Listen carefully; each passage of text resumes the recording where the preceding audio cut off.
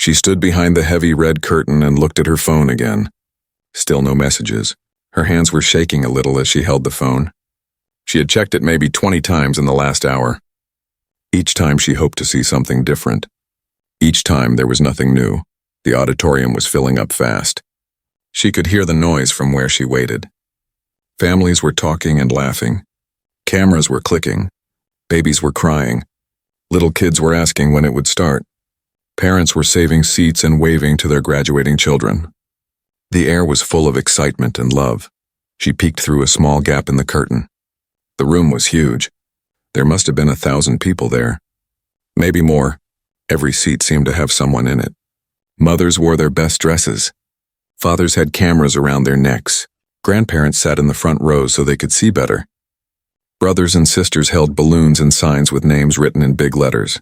Her eyes moved to section C, row 12. She had reserved 4 seats there. She had paid extra to make sure they were good seats. Not too far back, not too close to the side. Perfect seats where her family could see everything clearly. Those 4 seats were empty. Completely empty. While everywhere else people squeezed together and shared space, her section had 4 empty chairs in a row. They looked so obvious, like missing teeth in a smile. She touched the cap on her head. It kept sliding back. She pushed it forward again. Her gown felt too hot. The fabric was thick and the room was warm with so many bodies packed inside. Sweat formed on the back of her neck. She wiped it away and checked her phone one more time. Finally, a message appeared. Her heart jumped. She opened it quickly. It was from her mother. She read the words slowly. "Sorry, honey, your father's back went out again. Can't make the drive. So proud of you, though. Congratulations." She read it 3 times. Then she put the phone in her pocket. Her throat felt tight. Her eyes burned, but she refused to cry. Not here, not now. She had worked too hard to fall apart before it even started.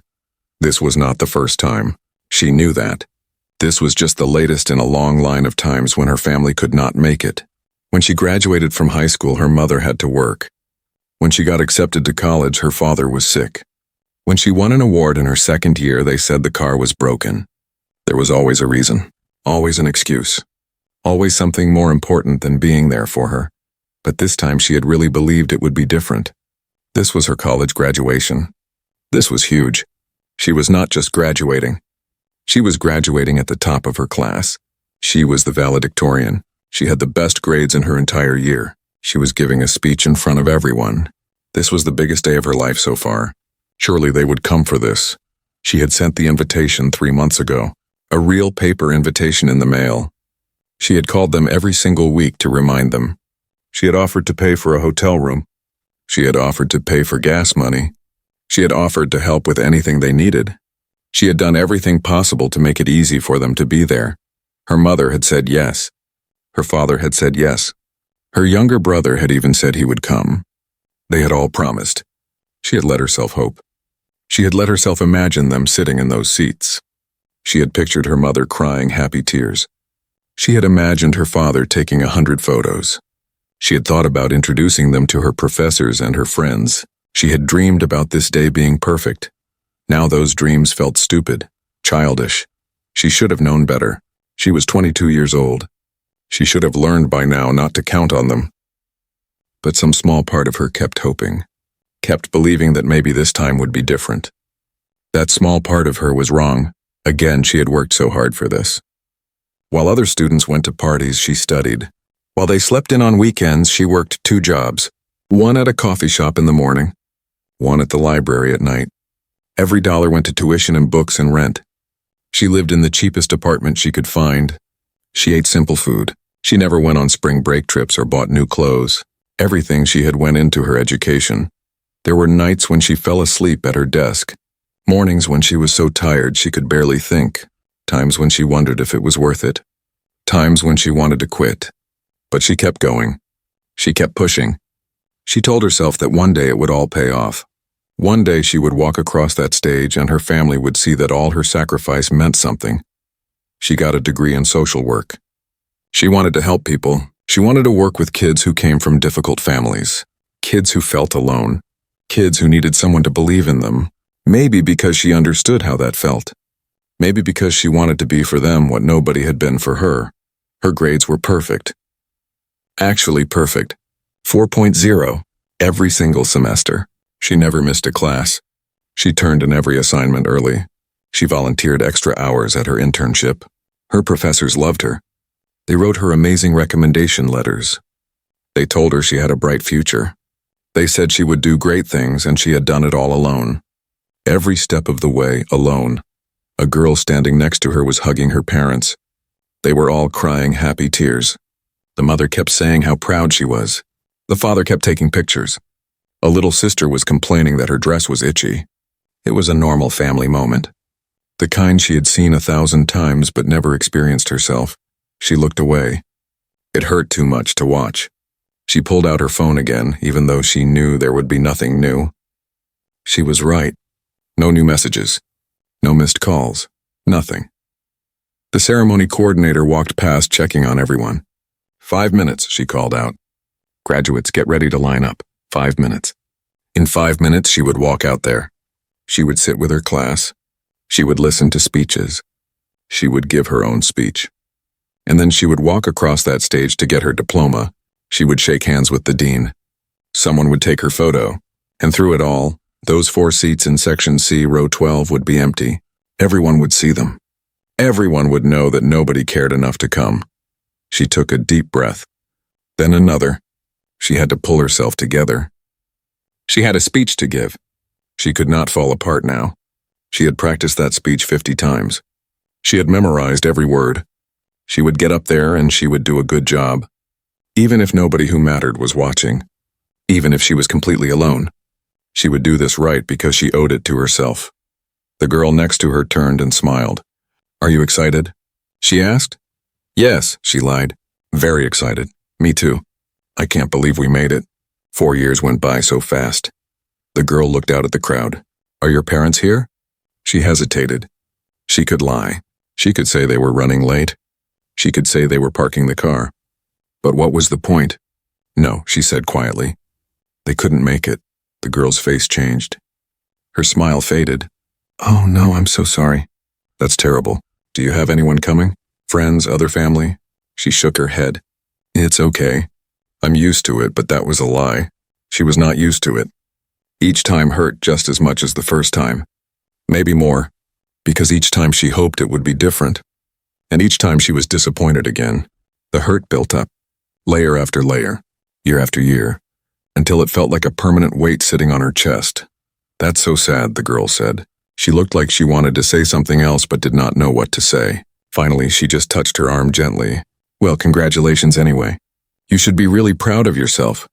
Thanks, she whispered. The coordinator clapped her hands. Okay, everyone, time to line up. Alphabetical order, please. Let's make this smooth and beautiful. She found her place in line. She was near the front because of her last name. That meant she would be sitting on stage during most of the ceremony. That meant everyone would be able to see her sitting there alone while everyone else had family cheering for them. The music started, the big processional song that every graduation used. She recognized it immediately. It sounded important and serious. It sounded like the beginning of something big. The line started moving. One by one, the graduates walked through the curtain and into the auditorium. The crowd applauded. She could hear individual voices calling out names, cheering, whistling. Her turn came. She stepped through the curtain. The lights were bright. The crowd was enormous. The noise was overwhelming. She walked slowly down the aisle in her black gown and cap. She kept her eyes forward. She did not look at Section C. She did not want to see those empty seats yet. Not until she had to. She reached the stage and climbed the steps. She found her seat in the front row. Right in the center, the valedictorian seat.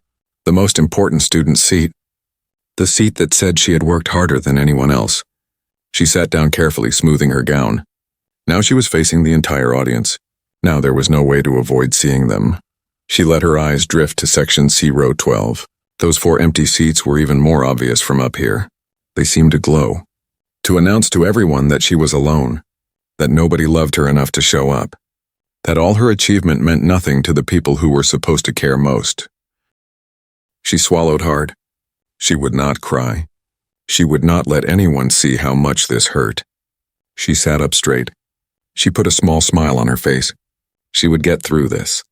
She had gotten through everything else alone. She would get through this too, even if it broke her heart. Even if those empty seats haunted her forever. She would survive this day just like she survived every other disappointment, because that was what she did. That was who she had become. A person who survived alone. The stage was filling up with graduates now. One by one they came through the curtain and found their seats. Each face showed a different emotion. Some looked nervous. Some looked excited. Some looked bored like they just wanted it to be over. But most looked happy. Most looked proud. Most kept turning around to wave at their families in the crowd. She sat very still in her front row seat. She kept her hands folded in her lap. She kept that small smile on her face. Inside, her chest felt hollow, empty. Like something important had been scooped out and nothing remained but a big aching space. The girl who had asked about her parents earlier sat down a few seats away. She caught her eye and gave a sympathetic smile. A sad smile that said she felt sorry for her. She hated that look. She had seen it her whole life. Teachers gave her that look when she was the only kid whose parents did not come to school events. Friends gave her that look when she spent holidays alone. Bosses gave her that look when she worked through Christmas because she had nowhere else to be. She did not want pity. She wanted her family, but since she could not have that, she wanted nothing. She wanted to be invisible. She wanted nobody to notice the empty seats or wonder why she was alone. More graduates filed in. The auditorium was almost completely full now. The noise level rose as more families arrived. Somewhere a baby was crying. A group of friends in the back were chanting someone's name. A grandmother in the third row was taking photos of everything. The energy in the room felt electric.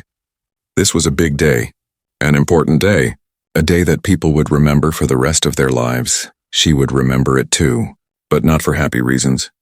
The ceremony coordinator stepped up to the microphone. She was an older woman with gray hair and a kind face. She wore a bright blue dress and a huge smile. "Welcome everyone," she said loudly. Her voice echoed through the speakers. "Welcome to this year's graduation ceremony. We are so proud of these amazing students." The crowd applauded. She clapped too. Her hands came together mechanically. Clap, clap, clap. She was going through the motions, playing the part, pretending everything was fine. "Before we begin," the coordinator continued, "please take a moment to silence your cell phones.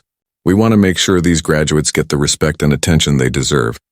Phones came out all over the auditorium. People checked them one last time before turning them off or putting them on silent. She reached for her own phone out of habit. Then she remembered. There was no point. Nobody was going to call her. Nobody was going to text her. The only message she would get was the one she already received. The one that said her family was not coming. She left her phone in her pocket. The coordinator introduced the university president. He was a tall man with a gray beard and glasses. He walked to the podium and adjusted the microphone. "Good afternoon," he said. "What a beautiful day. What a special day. What a proud day for all of us."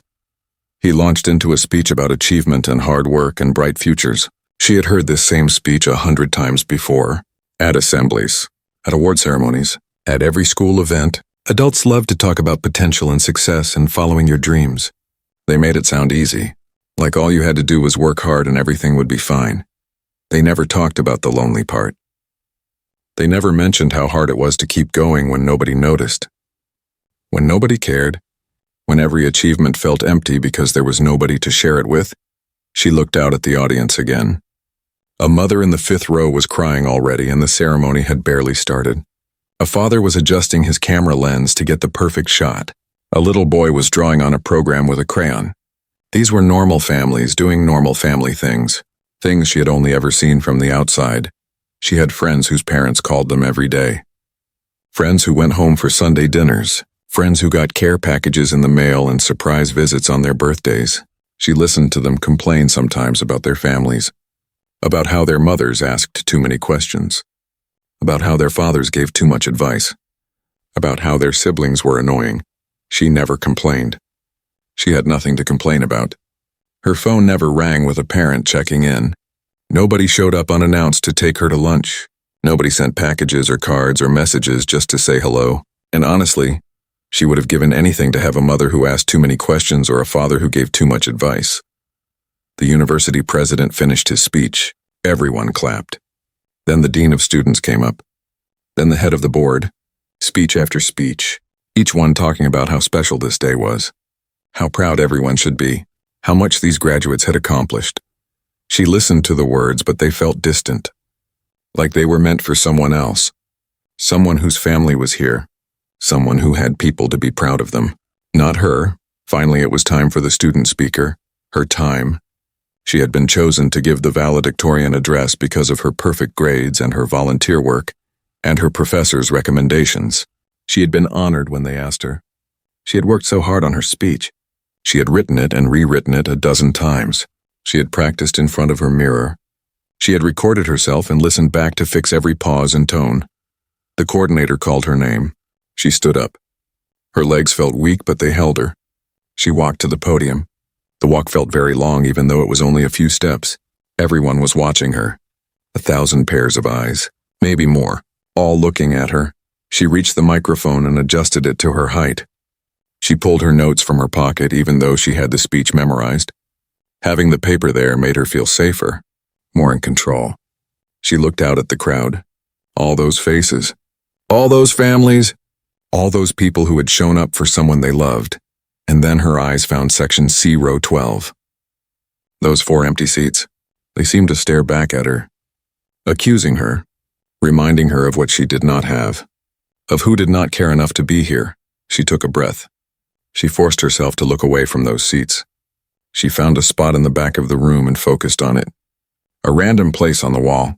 Somewhere safe to look. Good afternoon, she began. Her voice came out steady even though her hands were shaking. Thank you all for being here today. Thank you all for being here.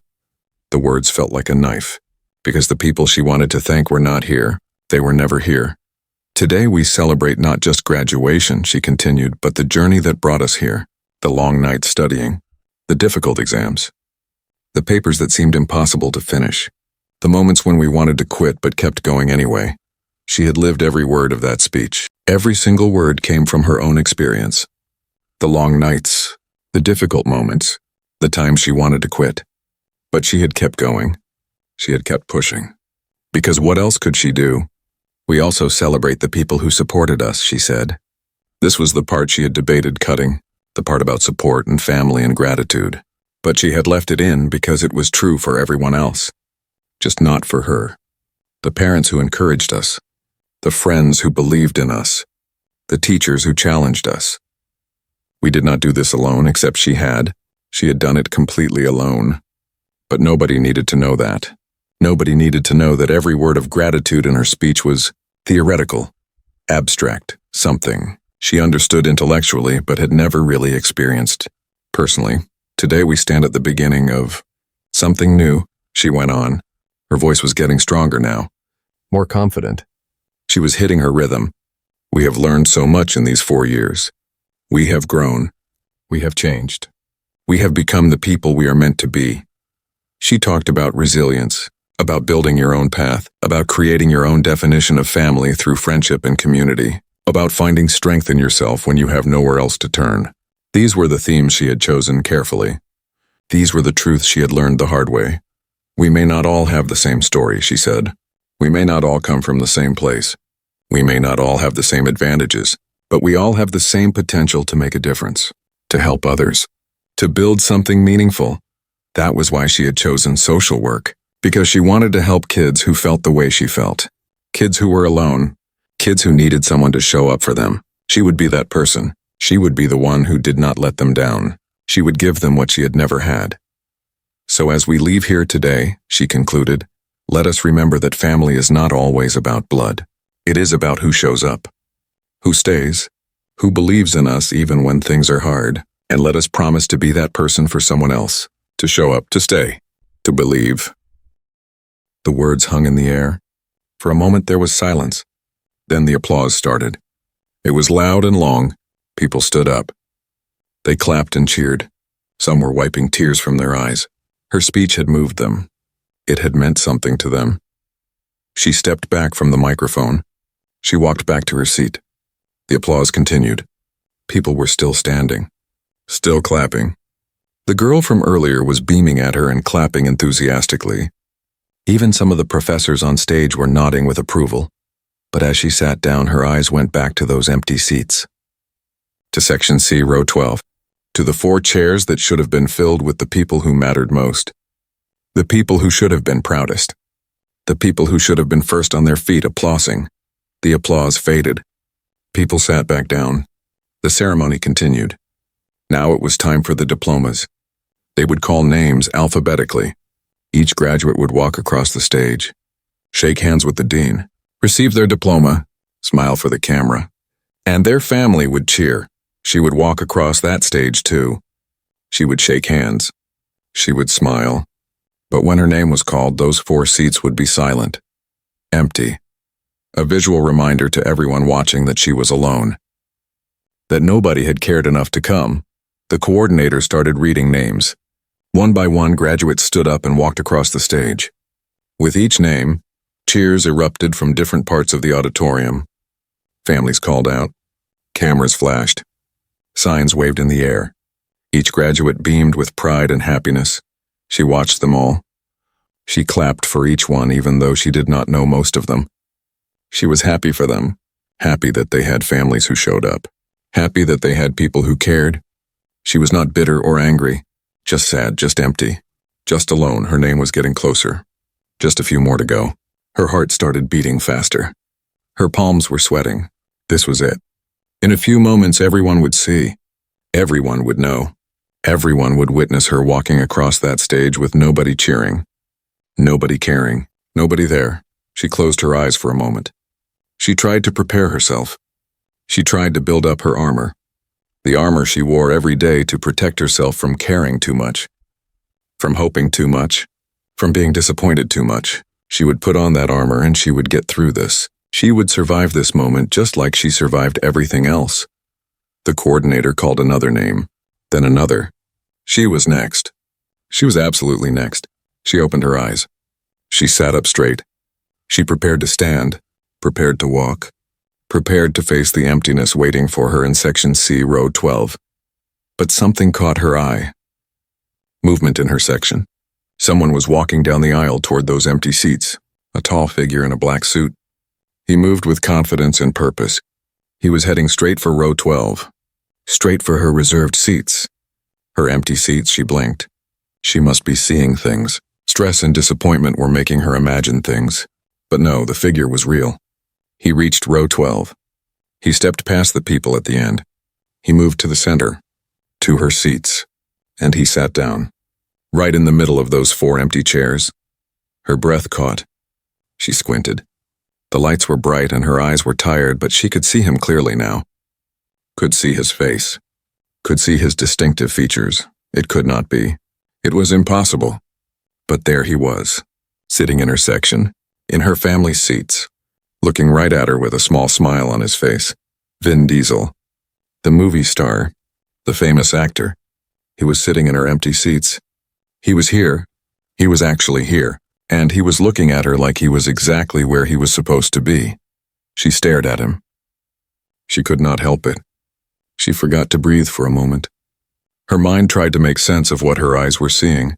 Vin Diesel, the actual Vin Diesel, the man from the Fast and Furious movies, the action star, the celebrity. He was sitting in Section C, Row 12, in her seats, the seats that were supposed to be empty. He was not looking around at other people. He was not on his phone. He was not acting like someone who had wandered into the wrong section by accident. He was sitting there calmly, confidently, like he belonged there, like he had come here specifically to sit in those seats, her seats. He still wore sunglasses even though they were indoors. His suit was simple but looked expensive. His presence was impossible to miss. Even sitting down, he looked larger than life, strong, solid, real. Other people were starting to notice him too. She could see heads turning, people whispering to each other, phones coming out, a few gasps of recognition. Of course people noticed. How could they not? He was one of the most famous actors in the world, and he was just sitting there in the middle of a college graduation ceremony, like it was the most normal thing. But why? That was the question spinning through her mind. Why was he here? Why now? Why in her section? This had to be some kind of mistake. Maybe he had a relative graduating. Maybe someone in her class was his cousin or niece or family friend. That would make sense. That would explain it, except he was looking at her. Not at anyone else, at her. His eyes were hidden behind those sunglasses, but she could feel his gaze. He was watching her with attention and focus. When their eyes met, he smiled. Not a big Hollywood smile, a small, gentle smile. And then he nodded at her. Just a tiny nod. Like he was saying, I see you. I am here for you. Her heart was pounding so hard she was sure everyone could hear it. This could not be real. Things like this did not happen. Not to her. Not to someone whose own family would not show up. Famous movie stars did not just appear at random graduations. There had to be an explanation, a logical reason. But she could not think of what it might be. The coordinator was still calling names. Graduates kept walking across the stage. But she was barely paying attention now. Her whole focus was on that man in Section C, on trying to understand what was happening, on trying to figure out if this was real or if she had finally lost her mind from stress and disappointment. She pinched her own hand under her gown. It hurt. She was awake. This was real. Vin Diesel was actually sitting in her family section. Impossible as it seemed it was happening. Maybe she should look away.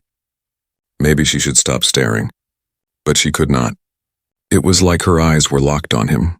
She needed to keep looking to make sure he did not disappear, that he did not turn out to be a dream or a mistake. The girl who had asked about her parents earlier leaned over. Is that Vin Diesel? She whispered urgently. Her eyes were huge. I think so, she whispered back. Her voice sounded strange, distant. Why is he here? Do you know him? No, I have no idea. He is sitting in your section, though. In your reserved seats, I know. That is so weird. And so cool. Oh my gosh, wait until I tell my boyfriend. He loves those movies. She nodded but did not respond. She could not explain it, because she did not understand it herself.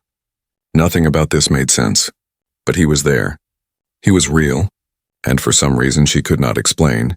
His presence made the hollow feeling in her chest a little bit smaller. More names were called. More graduates crossed the stage. The pile of remaining diploma covers was getting smaller. They were getting close to her name now. Very close. Maybe 5 more people, then 4, then 3. She should be panicking. She should be terrified. In a moment, she would have to stand up and walk across that stage in front of everyone, including him. Including Vin Diesel.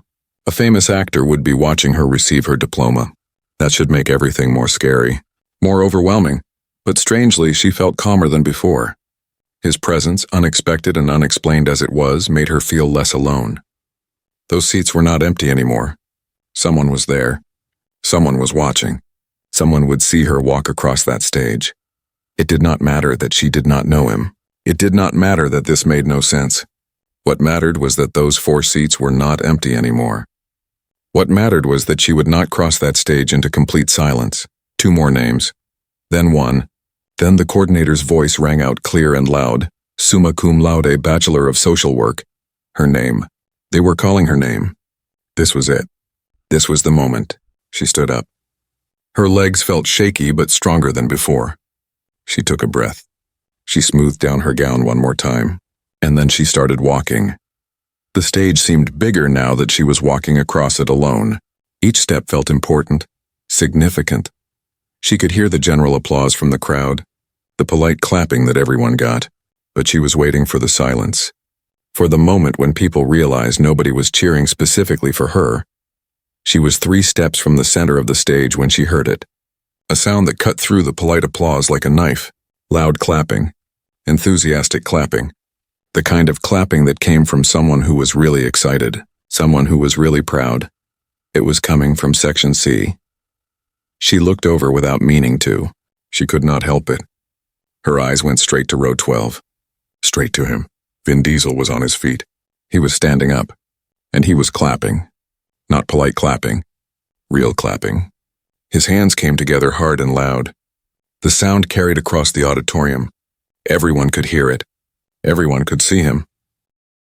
But he did not stop there. As she watched in complete shock, he cupped his hands around his mouth. And he cheered. A real cheer. Loud and joyful and full of genuine happiness. The kind of cheer a father gives when his daughter achieves something amazing. Yeah, he shouted. His voice was deep and strong and filled the whole room. That's what I'm talking about. Congratulations. The auditorium went quiet for a second. Everyone turned to look. Heads swiveled. Mouths dropped open. People stood up to see better. Phones came up everywhere. Cameras pointed at him, at her, at this impossible moment. And then something amazing happened. Other people started cheering too. The girl from earlier stood up and clapped louder. Some other graduates joined in. Then some parents who did not even know her but were moved by what they were seeing. The applause grew. It swelled. It became something bigger than polite graduation clapping. It became real celebration. But through it all, the loudest voice was his. Vin Diesel kept cheering, kept clapping. His face showed pure joy, pure pride. He was celebrating her like she was the most important person in the room. Like her achievement mattered more than anything. She felt tears coming. Hot tears that built up behind her eyes and threatened to spill over. She had promised herself she would not cry. But this was too much. Too unexpected. Too overwhelming. Too beautiful. She somehow kept walking. Her feet moved automatically. She reached the dean. He was grinning at her with surprise and delight. He shook her hand firmly. "Congratulations," he said. But his eyes kept glancing over at Section C. At the movie star who was cheering for one of his students. Someone handed her the diploma. The physical representation of 4 years of work. 4 years of sacrifice. 4 years of doing it alone. She held it in her hands. It felt heavy, important, real. The photographer gestured for her to pose. She turned toward the camera. She was supposed to smile, but the tears were coming faster now. She could not stop them. They rolled down her cheeks. Not sad tears, not disappointed tears. Something else. Something she did not have a name for. Through her blurred vision, she looked out at the audience one more time. Vin Diesel was still standing, still clapping. He raised both his fists in the air in a gesture of triumph, like she had just won the championship, like she had just done the most amazing thing in the world, and maybe she had. Maybe graduating summa cum laude while working 2 jobs and having no family support was amazing. Maybe she had been too close to it to see how hard it really was, how much strength it took, how impressive it actually was. The camera flashed. The photographer got his picture. She wondered what it would look like. Her in her cap and gown, holding her diploma, tears streaming down her face while in the background a famous actor celebrated her like family. She walked to the other side of the stage, the exit side. She was supposed to go back to her seat now, but she could not move. She stood there for a moment, still holding her diploma, still crying, still trying to understand what had just happened. The coordinator called the next name. Another graduate started their walk. The ceremony continued, but she barely noticed. Her whole world had narrowed down to this one moment. This one impossible, beautiful moment when a stranger had seen her, had celebrated her, had made her feel like she mattered. She finally made herself walk back to her seat. Her classmates were staring at her. Some were smiling. Some looked confused. Some were still holding up their phones, recording everything. She sat down carefully. She wiped her eyes with the back of her hand. She tried to compose herself, but she could not stop looking at Section C at row 12. At him, Vin Diesel had sat back down now. But he was still watching her, still smiling that small, gentle smile. He gave her a thumbs up. A simple gesture that said, "You did great. You should be proud." And for the first time in as long as she could remember, she was proud, not just of her grades or her diploma or her achievement, but of herself, of who she was, of what she had overcome, of the strength it took to keep going when nobody was watching, except someone had been watching. This stranger, this famous actor, this man who had no reason to care about her but apparently did. He had watched. He had seen. He had celebrated. And in doing so, he had given her something she had been missing her whole life. He had made her feel seen, valued, important, worthy of celebration. The ceremony continued around her. More names were called. More graduates walked. More families cheered. But she was lost in her own thoughts, trying to process what had happened, trying to understand why he had done this, trying to figure out what it meant. One thing was certain, though. She would never forget this moment. This day was supposed to be the worst day. The day when her family's absence hurt the most. The day when she felt most alone. But instead it had become something else entirely. Something unexpected. Something magical. A famous movie star had shown up for her graduation. He had sat in her family section. He had cheered for her louder than anyone else. He had made sure everyone in that auditorium knew that she mattered, that her achievement was worth celebrating, that she deserved to be seen. She did not know why. She did not know how. But she knew this. She knew that Vin Diesel, whoever he was off-screen, whatever kind of person he was in real life, had just changed everything for her. With one simple act of kindness, he had healed something inside her that she thought was broken forever. He had shown her that family was not just about blood, that support could come from unexpected places, that sometimes strangers could see you better than the people who were supposed to love you most. She looked down at her diploma. Her name was written there in elegant script. Her degree, her achievement, her proof that she had done something hard and done it well. But now when she looked at it, she would not just see her lonely struggle. She would also see this moment, this unexpected gift, this reminder that she was worth showing up for. The last name was called. The last graduate walked across the stage. The ceremony was almost over. Soon they would throw their caps in the air. Soon they would take group photos. Soon everyone would leave to go celebrate with their families. And she would leave too. She would go back to her apartment. She would probably call her mother and tell her how it went. Her mother would apologize again, make more excuses, promise to make it up to her somehow, and she would say it was okay like she always did, because what else could she say? But this time would be different. This time when she thought about her graduation, she would not just think about empty seats and disappointment. She would think about this, about him, about the movie star who showed up when nobody else did, about the stranger who cared when her own family did not. She would think about the moment when Vin Diesel stood up in Section C, row 12, and cheered for her like she was the most important person in the world. And she would remember that sometimes, just sometimes, miracles happened, even to people who did not expect them, even to people who had learned to stop hoping for them. The ceremony was ending now. The coordinator returned to the microphone. She was smiling widely, clearly energized by the unexpected excitement. "Graduates," she announced, "you have all worked so hard. Your families and friends are so proud of you. And now it is my honor to officially declare you graduates of this university." The auditorium erupted in applause and cheers. All around her, graduates were hugging each other, throwing their arms around friends, laughing and crying at the same time. This was the moment they had all been waiting for, the moment that made everything worth it.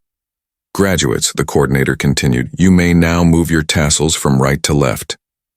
1,000 hands reached up. 1,000 tassels moved, the simple gesture that officially marked them as graduates, as people who had completed something important, who had earned their place in the world. She moved her own tassel. The lightweight swung from one side of her cap to the other. Such a small movement, such a big meaning. "Congratulations to the graduating class," the coordinator shouted. Everyone stood up. Caps flew into the air. Hundreds of them.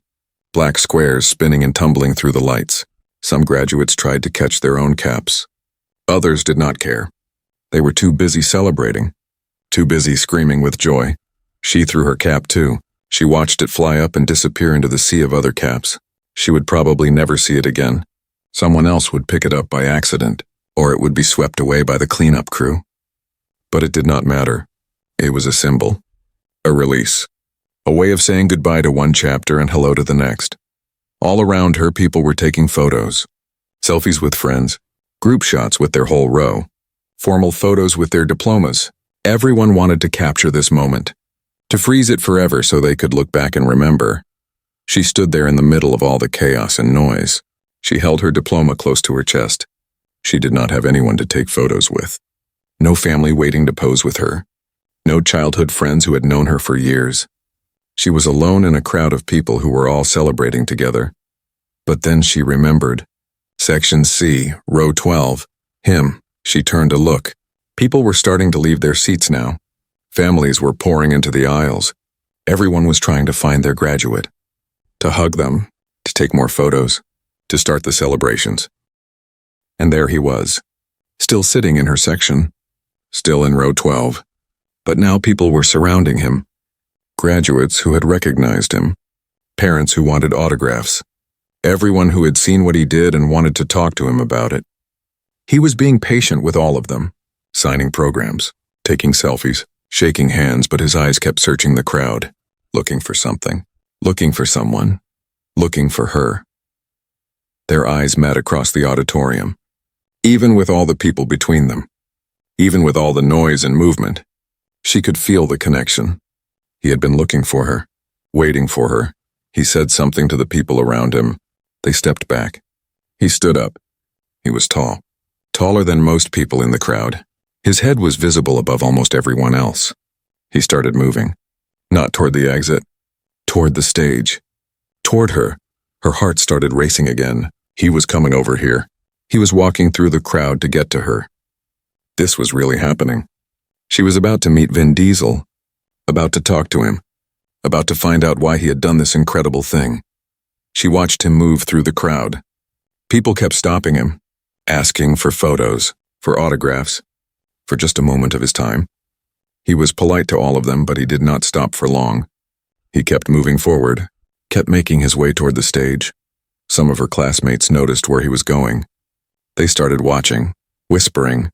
A few of them looked at her with new interest, with curiosity.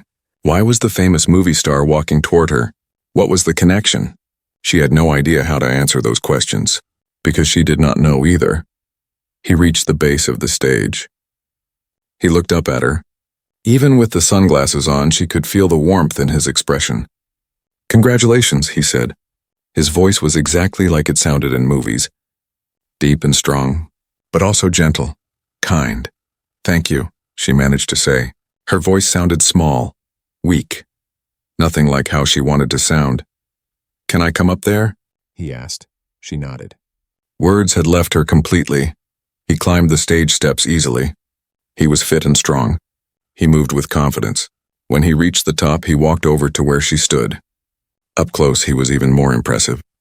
Not just because he was famous, but because he had a presence, an energy, something that made you pay attention.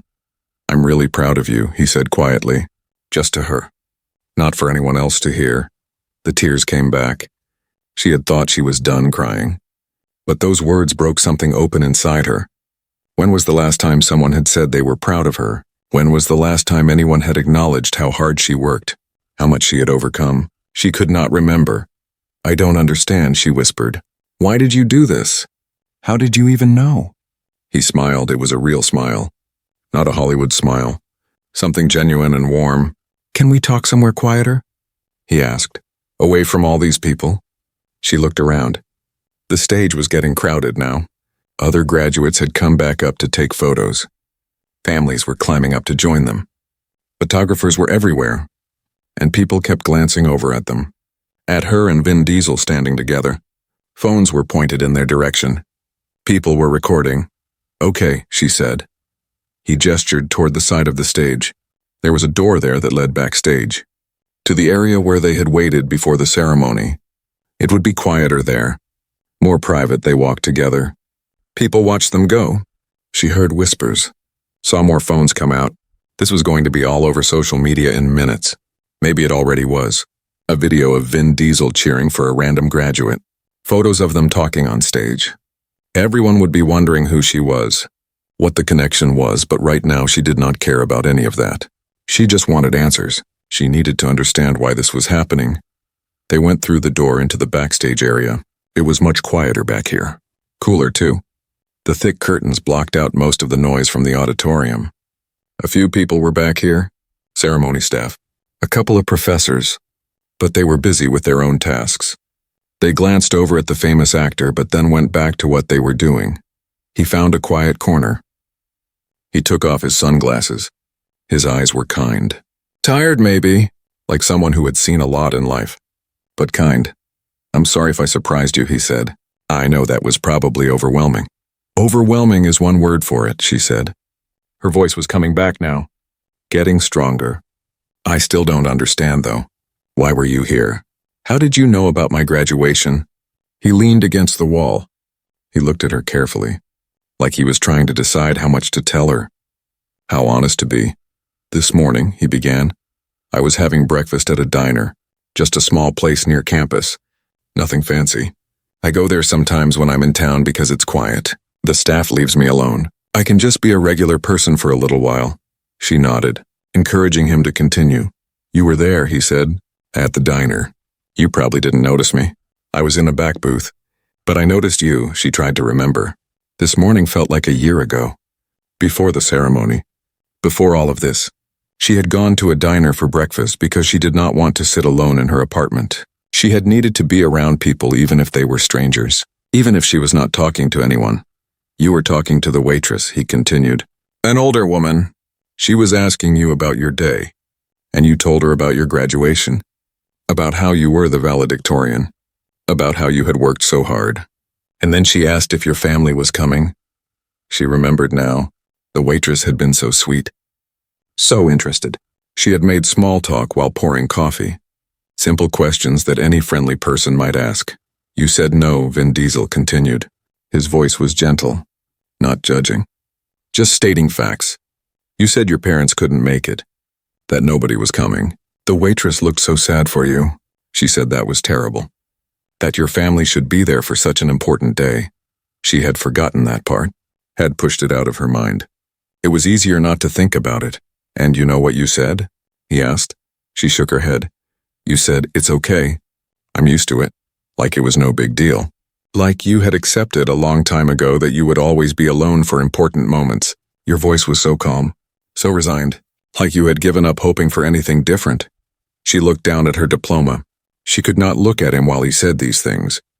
It was too honest, too raw, too close to truth she usually kept buried deep inside.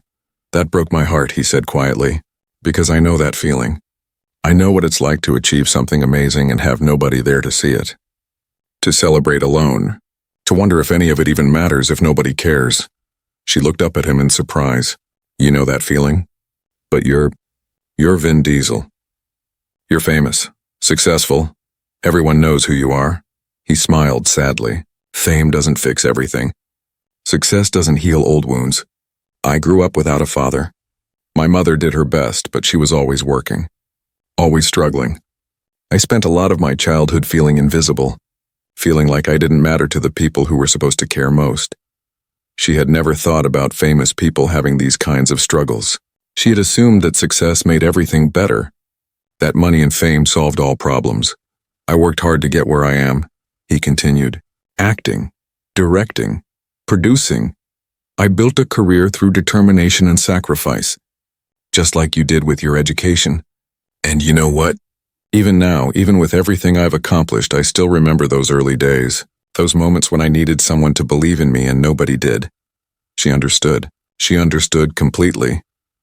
"So when I heard you talking this morning," he said, "when I heard you say you were used to being alone, I couldn't let that happen. Not today. Not for your graduation. You worked too hard. You achieved too much. Someone needed to be there. Someone needed to witness it. Someone needed to show you that you matter." The tears were flowing freely now. She did not even try to stop them. These were different tears than before. These were tears of relief, of understanding, of feeling truly seen for the first time in her life. "But why you?" she asked through the tears. "You're a stranger. You don't owe me anything. You have your own life, your own obligations. Why would you take time out of your day to come to a random graduation?" He stepped closer. He put a gentle hand on her shoulder. "Because someone did it for me once," he said. "When I was young and struggling and nobody believed I would ever make it. A teacher showed up to my first theater performance. Just one person in an empty auditorium. But that person made all the difference. They made me feel like I mattered. Like my dreams were worth pursuing." She wiped her eyes. She was making a mess of her face. Her makeup was probably running everywhere. But she did not care. "I never forgot that feeling," he continued. "That moment when someone chose to see me. To celebrate me. To show up when nobody else did. It changed my life. And I promised myself that if I ever had the chance to do that for someone else, I would. So when I heard you this morning, I knew this was my chance. This was how I could pay forward what was given to me." She could not speak. Her throat was too tight with emotion. All she could do was nod. To let him know she understood. She heard him. She felt what he was saying. "You're going to do amazing things," he said. "I could tell just from listening to you. Just from the way you talked about your degree in social work. About wanting to help kids. You're going to change lives. You're going to be there for people the way nobody was there for you. And that's incredible. That's heroic. I don't feel heroic, she managed to say. The best heroes never do, he said with a smile. They just do what needs to be done. They just show up. They just keep going even when it's hard, just like you've been doing your whole life. Someone called his name from the other side of the backstage area. He glanced over. My security team, he explained. They're probably worried. I kind of slipped away from them to come here. You're going to get in trouble? She asked. He laughed. Maybe a little, but it was worth it. He handed her a card from his pocket. This is my assistant's contact information. If you ever need anything, a reference for a job, advice, or just someone to talk to, reach out. I mean it. She took the card carefully, like it might disappear if she held it too tight. Thank you, she whispered. For everything. For showing up. For caring. For seeing me. Thank you, he said back. For letting me be part of your special day. For reminding me why kindness matters. For showing me that sometimes the universe puts us exactly where we need to be. He pulled her into a hug, not an awkward celebrity hug, a real one. The kind of hug a father gives a daughter, the kind of hug that says you are valued, you are important, you are loved. She hugged him back. She let herself feel supported, protected, cared for, just for a moment. When they pulled apart, she was smiling through her tears. I'll never forget this, she said. Neither will I, he replied. Then he put his sunglasses back on. He gave her one more nod, one more smile, and then he turned and walked toward his security team, toward whatever came next in his busy, famous life. She stood there for a long moment, holding her diploma, holding his card, holding the memory of the most unexpected, most beautiful moment of her life. She walked out of the backstage area in a daze. The auditorium was still crowded with people, families taking photos, graduates hugging friends, everyone celebrating and making plans for dinner or parties. The energy was happy, excited, full of hope for the future. But now she felt different walking through that crowd. She was not separate from it anymore. She was not watching other people's joy from the outside. She had her own story now. Her own moment. Her own unexpected miracle to carry with her. People stared as she passed. Some whispered. A few brave ones approached her with questions. Who was she? How did she know Vin Diesel? Was that real? Was it planned? She smiled politely and kept walking. She did not have answers they would understand. She barely understood it herself. The girl from earlier, Sophie, ran up to her. Her face was flushed with excitement. Oh my gosh, that was the most amazing thing I have ever seen. Everyone is talking about it. You are going to be famous. Did you know him before? What did he say to you? Can I get a picture with you? She laughed. Actually laughed. The sound surprised her. When was the last time she had laughed with pure joy? I did not know him before today, she said honestly. He just showed up, and he was very kind. Sophie's phone buzzed. She looked at it, and her eyes got even wider. You're already all over social media. Look. She turned her phone around. There on the screen was a video. Someone had recorded the moment when Vin Diesel stood up and cheered for her. The clip was short, maybe 20 seconds, but it captured everything. His enthusiasm, his pride, her shocked face, the whole auditorium turning to look. The video already had thousands of views. The comments were pouring in. She scrolled through a few of them. This is so beautiful. Faith in humanity restored. Who is this girl? Vin Diesel is the best. I'm crying. This made my day. We need more people like this in the world. There are articles being written already, Sophie said. She pulled up a news site on her phone. Sure enough, there was a headline. Vin Diesel makes surprise appearance at college graduation to support student. It felt surreal. A few hours ago, she was nobody. Just another struggling student with no family and no support. Now the whole internet was watching her story unfold. Strangers around the world were commenting on her life, sharing her moment, feeling moved by what had happened. But the attention felt strange. Uncomfortable almost. This was supposed to be private, personal, between her and the man who had shown her such unexpected kindness. Now it belonged to everyone. Now it was entertainment, content, a feel-good story to share and like and forget about tomorrow. I need some air, she said to Sophie. Oh, sure, of course. But can we get a picture first, please? My boyfriend will die if I don't get a picture with you, she agreed. They took a quick selfie. Sophie hugged her and ran off to show her friends. More people were approaching. More questions. More requests for photos. She started walking faster, heading for the exit. She needed to get out of here.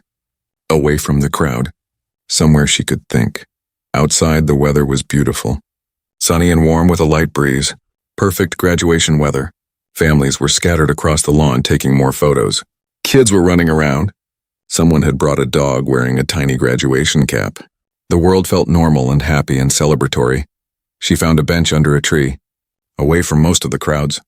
She sat down carefully. Her legs felt weak. The adrenaline from the ceremony was wearing off and exhaustion was taking its place. She looked at the card he had given her. It was simple, cream-colored with elegant black text. Just a name and an email address. Nothing fancy. But it represented something huge. A connection. A promise. A reminder that what happened was real. Her phone started buzzing. She pulled it out. Messages were coming in fast. Friends from college who had seen the videos. Old classmates from high school who suddenly remembered she existed. Even her roommate from freshman year who she had not talked to in months. Everyone wanted to know what happened. Everyone wanted to be part of the story. But there was one message she had been dreading. One name that finally appeared on her screen. Her mother. Saw the videos online. That was very nice of him. Sorry again we couldn't be there. Let's talk later. Love you. She stared at the message for a long time. Sorry again we could not be there. Such simple words. Such an inadequate apology. As if missing her graduation was the same as missing a casual lunch. As if their absence could be fixed with a text message and empty promises to talk later. The anger surprised her. She usually pushed the anger down. Usually told herself it was fine. That she understood. That family was complicated and everyone did their best. But right now, sitting on this bench on the most important day of her educational life, she let herself feel the anger. It was not fine. It had never been fine. And their absence today was not okay. It was not excusable. It was not something she should just accept and move on from. Vin Diesel had understood that. He had seen her pain even when she tried to hide it. He had recognized that she deserved better, that her achievement deserved to be celebrated, that nobody should have to walk across that stage alone. He was a stranger, someone who owed her nothing, someone who had his own busy life and his own obligations, and yet he had shown up. He had taken time out of his day. He had made sure she felt seen and valued and important. Her own family could not be bothered to drive a few hours. Could not sacrifice one day. Could not push aside whatever excuse they had this time to be there for their daughter, for their sister, for someone who was supposed to matter to them. She did not respond to her mother's message. She could not yet, not while the anger was so fresh and the hurt was so deep. Instead, she put her phone away. She would deal with her family later. Right now, she wanted to hold on to the good feeling. The magic of what had happened. The gift she had been given. A shadow fell across her.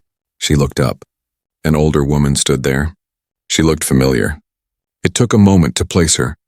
The waitress. From the diner this morning. The one she had talked to about graduation. The one who had asked about her family. I hope I'm not bothering you, the woman said. Her voice was gentle, grandmother-like. I saw what happened. On my phone. One of my regulars sent me the video. I recognized you right away. Oh, she said. She did not know what else to say. I just wanted to tell you something, the woman continued. After you left the diner this morning, that man came up to the counter. The one in the sunglasses.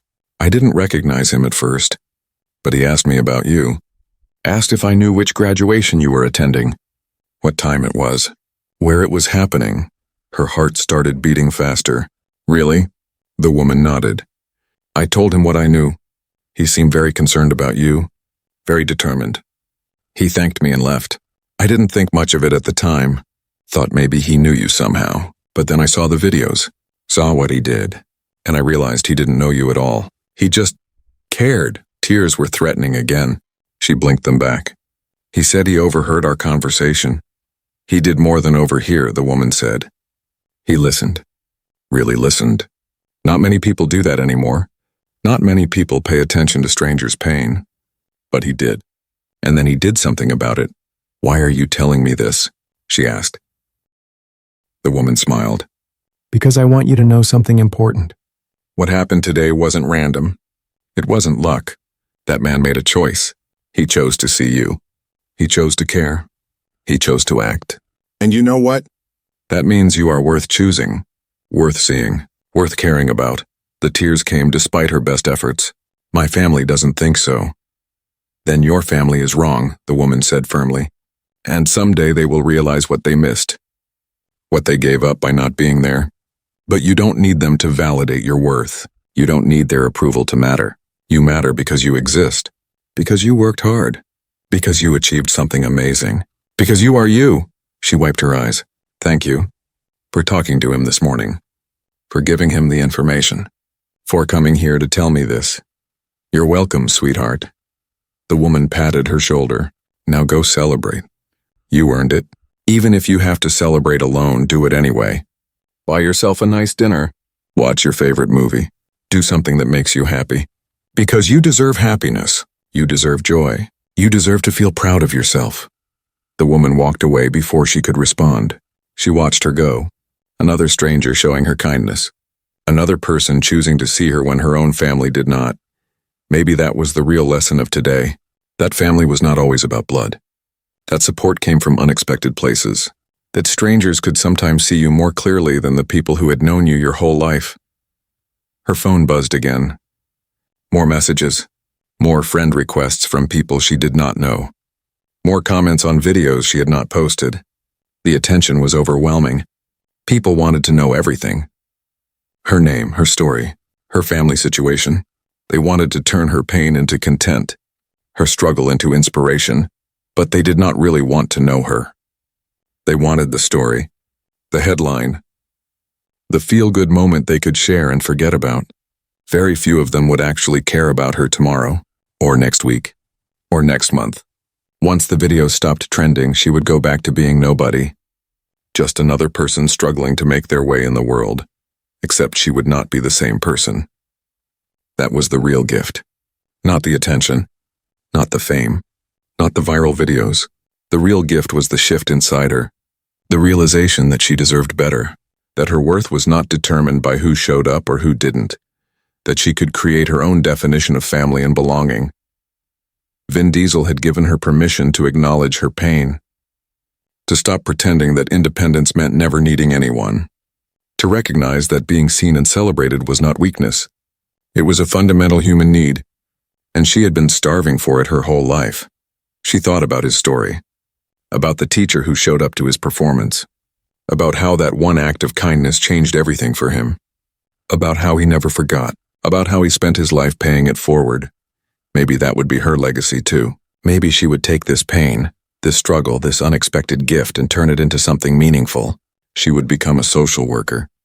She would work with kids who felt invisible, who felt alone, who came from families that did not show up, and she would be for them what nobody had been for her, what Vin Diesel had been for her today. She would show up. She would see them. She would celebrate their achievements. She would make sure they knew they mattered, that their pain was valid, that their struggle was real, that they deserved support and love and kindness. That would be how she honored this gift, not by chasing fame or attention, not by milking the story for all it was worth, but by taking the lesson and carrying it forward, by becoming the person she had needed, by showing up for others the way he had shown up for her. She stood up from the bench.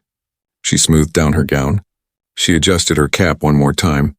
She was ready now, ready to face the rest of this day, ready to navigate the attention and the questions and the chaos, ready to call her family and have the hard conversation she had been avoiding for years, ready to start building the life she deserved instead of the one she had settled for, because today had shown her something important, something she would never forget. She was not invisible. She was not worthless. She was not someone who had to accept being alone. She was someone worth showing up for, worth celebrating, worth believing in. And if a famous movie star could see that in a stranger after overhearing one conversation at a diner, then maybe it was time she started seeing it in herself too. She walked back toward the auditorium, back toward the crowds and the celebration and the chaos. But she walked differently now, with her head up, with her shoulders back, with confidence she had been lacking before. She had graduated summa cum laude. She had given an amazing speech. She had earned her degree through hard work and sacrifice and determination. And she had been celebrated by someone who chose to see her worth. That was enough. That was more than enough. That was everything. As she walked, she passed other families still taking photos, still celebrating, still wrapped up in their own joy. But now when she looked at them, she did not feel excluded. She felt happy for them, happy they had support, happy they had families who showed up, and she felt happy for herself too, because she had something they did not have. She had a story, a moment, a reminder that kindness could come from anywhere, that miracles still happened, that sometimes the universe delivered exactly what you needed exactly when you needed it. She had graduated today, but she had learned something far more important than anything in her classes. She had learned that she was not alone, that she had never been alone, that all around her were people willing to show up if she just let them see her, let them in, let them care. The waitress had cared. Vin Diesel had cared. Sophie had cared. Even strangers on the internet had cared. Maybe her family had failed her. Maybe they always would, but that did not mean she was unlovable. It meant they were limited. Unable to see what others saw so clearly, she pulled out her phone. She looked at her mother's message one more time. Then she typed a response. "Thank you for the message, but I need you to know something. Your absence today hurt. It has always hurt. I need time to process that. I need you to understand that sorry is not enough anymore. I need things to change.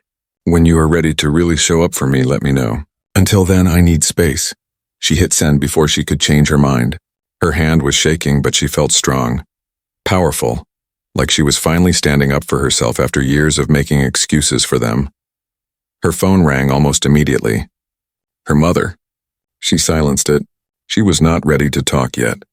Maybe tomorrow, maybe next week, maybe never. But right now she needed to honor her own feelings, her own needs, her own boundaries. She had spent her whole life trying to make things easier for everyone else, making excuses for her family, telling herself she did not need support, pretending she was fine being alone. But she was done with that. Done pretending, done settling, done accepting less than she deserved. Today had changed everything. Not because a celebrity showed up to her graduation, but because his showing up had forced her to confront the truth she had been avoiding, that she deserved better, that she was worth the effort, that she did not have to accept a life of loneliness and disappointment. She walked back into the auditorium. The crowds had thinned some. Most families had left for their celebrations. But a few graduates remained, taking last photos, saying final goodbyes to professors, soaking in the last moments before this chapter closed forever. She found her way to the stage one more time. She stood at the spot where she had received her diploma, where Vin Diesel had cheered for her, where everything had changed. She closed her eyes. She let herself feel everything. The joy, the pain, the gratitude, the anger, the hope, all of it. She did not push any of it away. She just felt it, acknowledged it, honored it. When she opened her eyes, she smiled. A real smile, not forced, not fake, real. She had done it. She had graduated. She had survived. She had achieved something incredible despite having every reason to give up.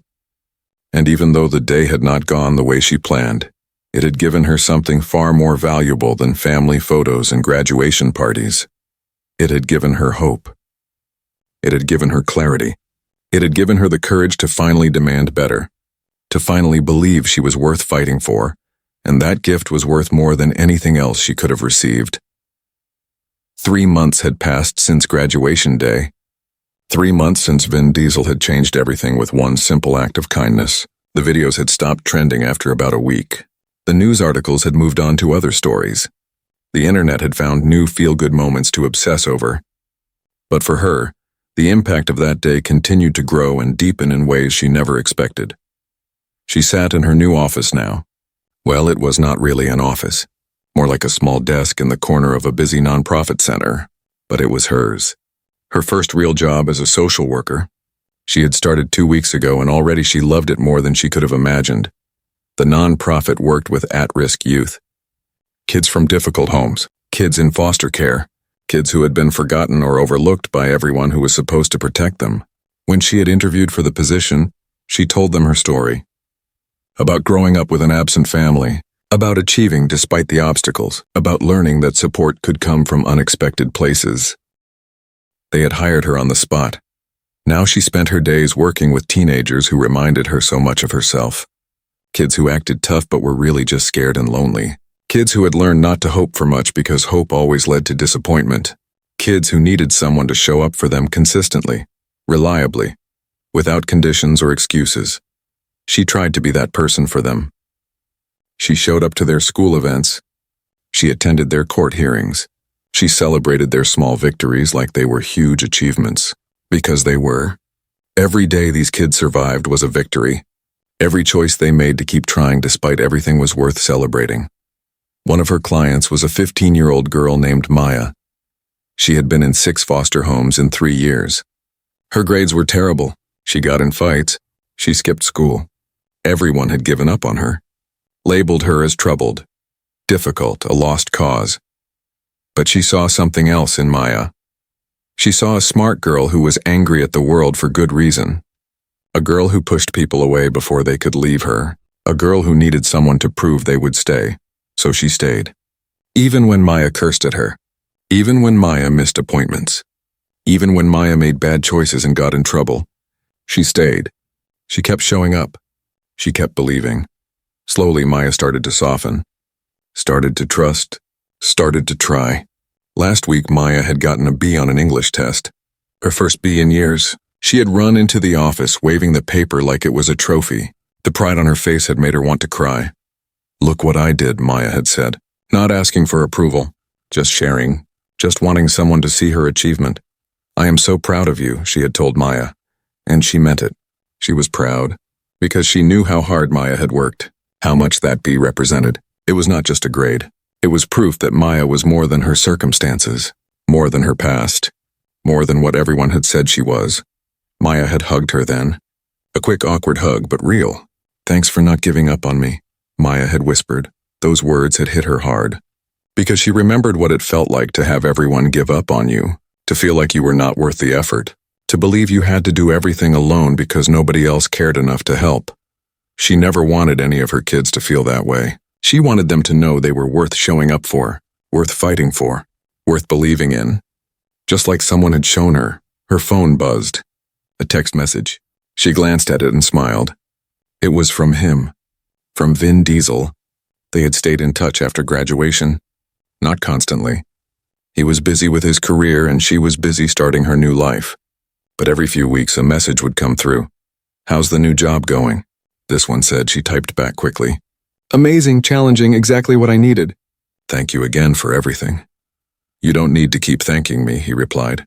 "You earned everything you have. I just showed up for one day. You show up for yourself every day. That's the real work." She smiled at the message. He was right in a way.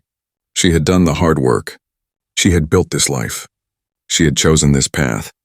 But his showing up had given her permission to see her own worth. To stop settling. To start demanding better from herself and from others. A few minutes later, another message came through. "Saw your post about Maya's test. That's exactly the kind of work that matters. Keep being there for those kids. They need you."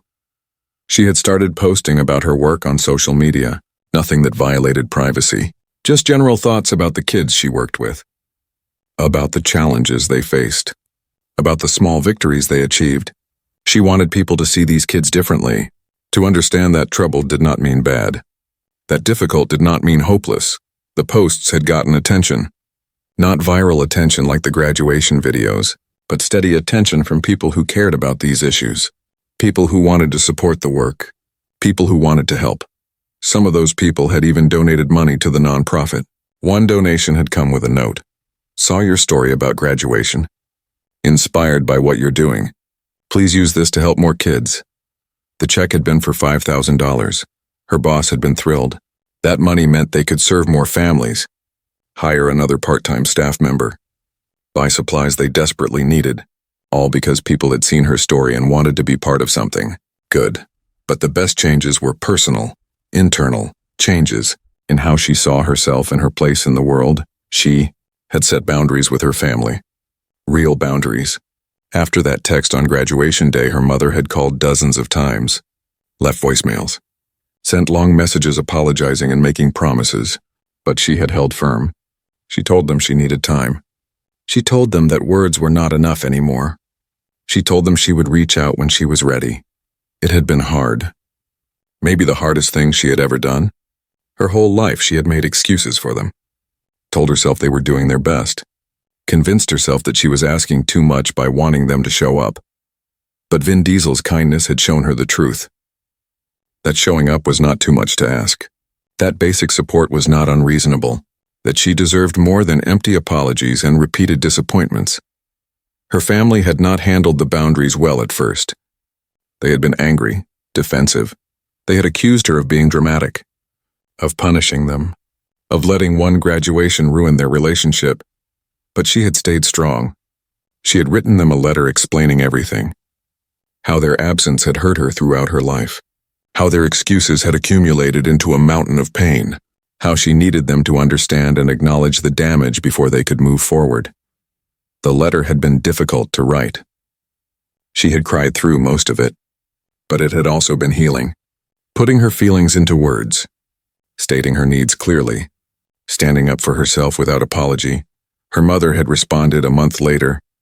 A real response this time. Not excuses, not defensiveness. Actual acknowledgement, actual apology, actual commitment to change. They had started talking again, slowly, carefully, building something new from the broken pieces of what had been. It was not perfect. There were still hard moments, still setbacks, still times when old patterns tried to resurface. But it was better, more honest, more real, because she was not pretending anymore. She was not accepting less than she deserved. She was holding them accountable while also giving them a chance to do better. Her father had surprised her most. He had always been the most distant, the most absent. But a few weeks ago, he had driven 6 hours to visit her. Just showed up at her apartment one Saturday morning. No warning, no announcement. Just there, they had talked for hours. Really talked. He had told her things she never knew. About his own difficult childhood. About his struggles with depression. About how he had never learned how to be present because nobody had been present for him. It was not an excuse. He had made that clear. His pain did not justify his absence, but it was an explanation, a beginning of understanding, a foundation they could maybe build on. He had asked if he could take her to dinner. Just the two of them. A chance to start over, to build something real instead of something broken. She had said yes. They had gone to a nice restaurant, had a good meal, had real conversation. At the end of the night, he had hugged her goodbye. A real hug, a father's hug, the kind she had needed her whole life. "I am proud of you," he had said. "I should have told you that a long time ago. But I'm telling you now. I am so proud of who you are and what you've accomplished." She had cried in the parking lot after he left. But these were different tears. Healing tears, hopeful tears. Tears that came from feeling seen by someone who had been blind for so long. Things were not perfect with her family. They might never be. There was too much history, too much hurt, too much lost time. But they were trying, actually trying, and that was more than she had ever expected. Beyond her family, she had built something else, a chosen family. People who showed up consistently, who celebrated her victories, who supported her struggles, who proved through action that they cared. Sophie from graduation had become a real friend. They met for coffee every week, talked about their jobs, their lives, their dreams. Sophie was teaching elementary school now. She loved it. She shared funny stories about her students and asked questions about Maya and the other kids. Sophie had been there when she moved into her new apartment, had helped her paint the walls and assemble furniture, had brought pizza and beer and made it fun instead of stressful. That was real friendship, showing up when it was not convenient, being there for ordinary moments, not just big ones. Her co-workers at the nonprofit had become family too. They understood the work, the emotional toll, the frustration of systems that failed kids, the joy of small breakthroughs. They checked on each other, covered for each other, celebrated together. Last month, they had thrown her a birthday party at the office. Nothing fancy. Just cake and decorations and genuine affection. Her boss had given a toast about what an asset she was to the team. How lucky they were to have her. How much the kids loved working with her. She had cried again. She seemed to cry a lot these days. But they were good tears. Happy tears. Tears that came from feeling valued and appreciated and seen. Even the waitress from the diner had stayed in touch. Her name was Margaret. She was 67 years old and had worked at that diner for 20 years. She had invited her to dinner at her house one Sunday, introduced her to her husband and her daughter, made her feel like part of their family for an evening. Margaret had become like a grandmother to her. Someone who checked in, who called just to say hello, who sent cards on holidays, who showed up in small, consistent ways that meant everything. These people, these connections, this chosen family was what life was supposed to be. Not perfect, not without challenges, but real, honest, supportive, built on choice and commitment rather than obligation and blood. She had learned that family was not about who you were born to.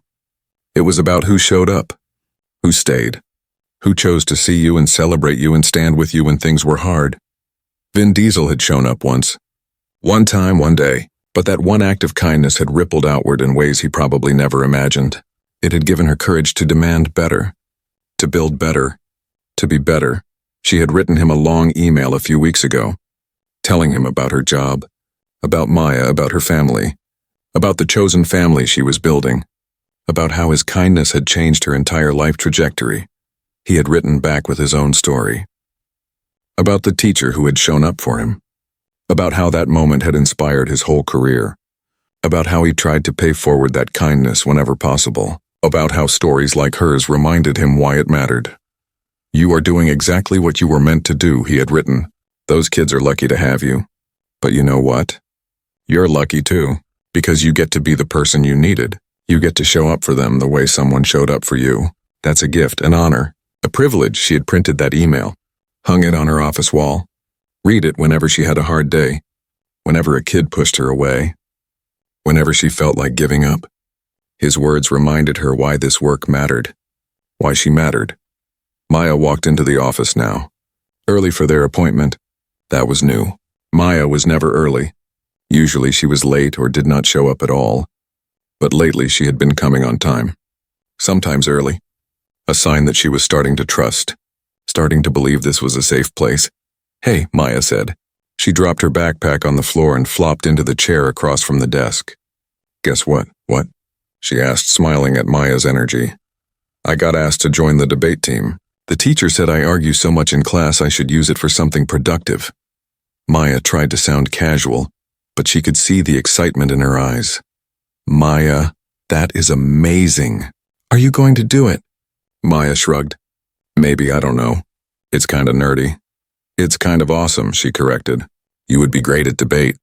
You're smart and passionate and you're not afraid to speak your mind. You really think so? Maya asked. The vulnerability in her voice broke her heart.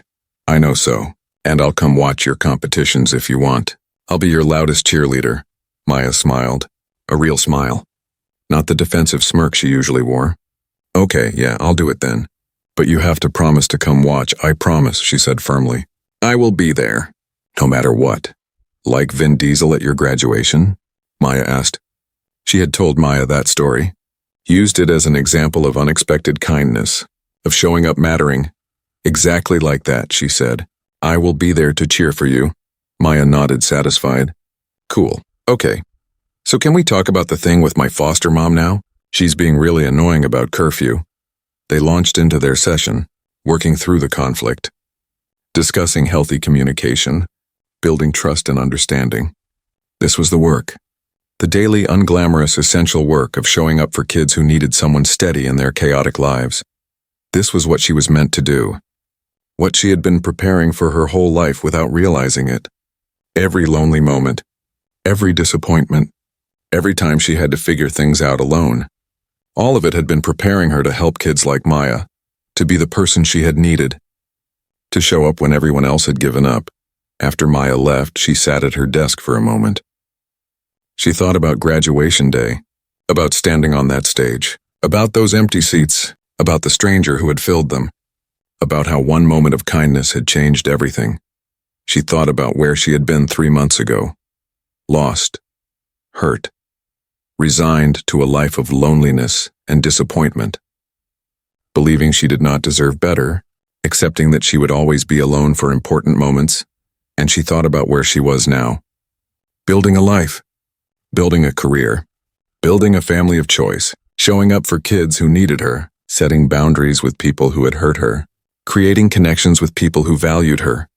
The transformation was remarkable, not just external circumstances, but internal shifts, in how she saw herself, in what she believed she deserved, in her willingness to demand better and walk away from less. Vin Diesel's kindness had been the catalyst, the spark that started the fire. But she had done the real work. She had taken that gift and used it to rebuild her entire life, to create something better, something real, something worth celebrating. Her phone buzzed again, another text from him. "Proud of you," it said. Just 3 words, but they meant everything, she typed back. "Thank you. For everything. For showing me I was worth showing up for teaching me that family is choice, for changing my life." "You changed your own life," he replied. "I just reminded you that you could, that you deserved to. Keep going. Keep showing up. Keep being amazing." She put her phone down. She looked around her small office, at the drawings kids had made for her, at the photos from office celebrations, at the quote on her wall, at the evidence of a life being built, a life worth living, a life filled with purpose and connection and meaning. Years from now, people would probably still talk about the viral video, about the movie star who crashed a graduation to support a stranger, about the feel-good moment that touched millions of people. But for her, the story was not about that one day. It was about everything that came after, about learning to value herself, about building a chosen family, about becoming the person she needed, about showing up for others the way someone had shown up for her. That was the real gift, not the attention, not the fame, not even the beautiful moment of being celebrated. The real gift was the permission to want more, to demand better, to believe she was worth the effort, and she would carry that gift forward. With every kid she helped, with every boundary she set, with every connection she built, with every moment she chose to show up fully and honestly and bravely, she would pay forward what Vin Diesel had given her. Not by making grand gestures, but by showing up consistently, by seeing people who felt invisible, by celebrating achievements that others overlooked, by being present in the daily, ordinary, essential ways that said, "You matter. You are worth my time. You are not alone." That was what family meant. That was what love looked like. That was what changed lives. Not empty promises, not blood relation, not obligation, but choice, presence, commitment, showing up, again and again and again, and that was exactly what she would do. For Maya, for her other clients, for her chosen family, for herself. She would show up. She would stay. She would believe because someone had done that for her. A stranger in a diner who overheard her pain and decided to do something about it. A famous actor who took time out of his day to celebrate someone he did not know. A man who understood that sometimes one act of kindness could change everything. He had changed everything for her. And now she would change everything for someone else. And maybe that someone would change everything for someone else after that. And on, a ripple effect of kindness spreading outward from one moment in an auditorium, when a lonely girl learned she was not alone after all. That was the real story. Not about a celebrity, not about fame or viral videos or feel-good moments, but about the power of showing up, about seeing people, about choosing to care, about proving through action that every person deserves to feel valued and celebrated and seen. She had learned that lesson, lived it, embodied it, and now she would teach it to others. Through her work, through her relationships, through her life. And whenever she needed a reminder of why it mattered, she would think back to that day, to those empty seats, to the stranger who filled them. To the moment when everything changed, she would remember that she was worth showing up for. And so was everyone else, and that simple truth was worth building a whole life around.